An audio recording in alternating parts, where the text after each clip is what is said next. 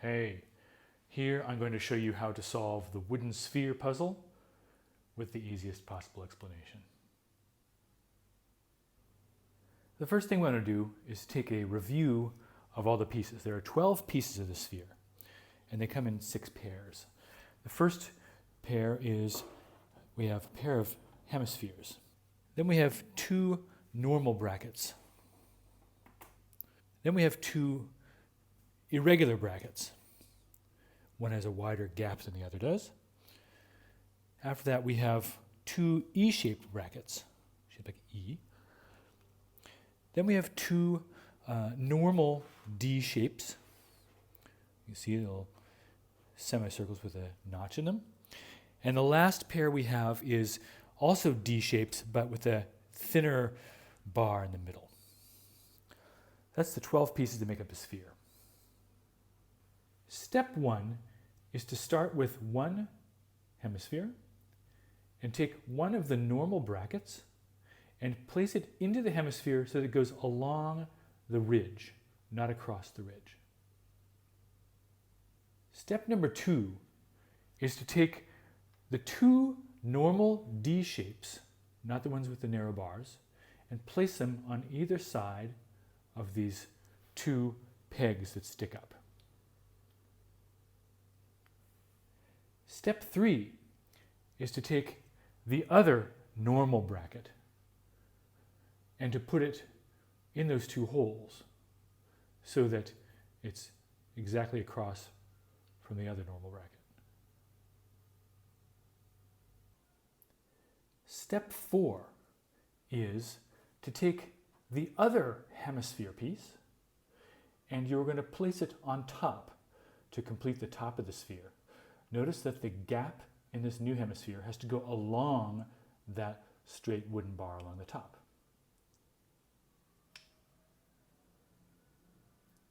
Okay? Like that. Step 5 is simply to look down the middle ridge and notice that there are 2 beams or 2 pillars made of wood that are holding the 2 sides together. And we, in our next step, are going to clamp those 2 beams together. Okay? Step 6 is to take one of the E brackets. These E brackets are going to clamp those 2 pillars together. So take the E bracket and you're going to, as you can see, these 2 gaps are going to go right around those pillars. And you're going to place it down that gap like that. And you can see that it is nicely clamped around those 2 pillars. Step 7 is to take the second E bracket and you're going to put it exactly in the same way to clamp the other half of those 2 pillars that are still sticking up. So take it and notice that you want the skinny part of the E bracket to go the same side that you put the skinny side of the other E bracket. In that gap, like that. Okay? Pull this out again. And notice briefly that when you have now put those 2 E brackets in and you look down the middle, you can see that there is one wide tunnel on that side and there's one narrow tunnel on that side. Now, step 8 is pretty easy. It is simply to note something. When you are holding it this way, at this point, you can slide these 2 curved D shapes right and left. It's almost like the thing is adjustable. You see that? You can slide them this way, you can slide them that way. And that's one of the most important tricks in this. Now, what you're going to do is slide it so that what was previously the narrow gap will become much bigger. So actually I want to pull it this way. We're not going to be working with the big gap. We're going to be working with that back side. So now I've pulled that so that that back side is much bigger. And now we've made that side larger. And step 9 is to take this uneven bracket with the big gap. Okay, and we're going to put it in that larger space. But do it so that the thicker part of the bracket goes first. So you're keeping the narrower peg of the bracket on your side. And of course we're doing it this way so the curves go with it like that. Okay, so we're going to put this into this nice gap here, and we're going to slide it right in there. All right? Now we can tidy up a little bit by pulling this out.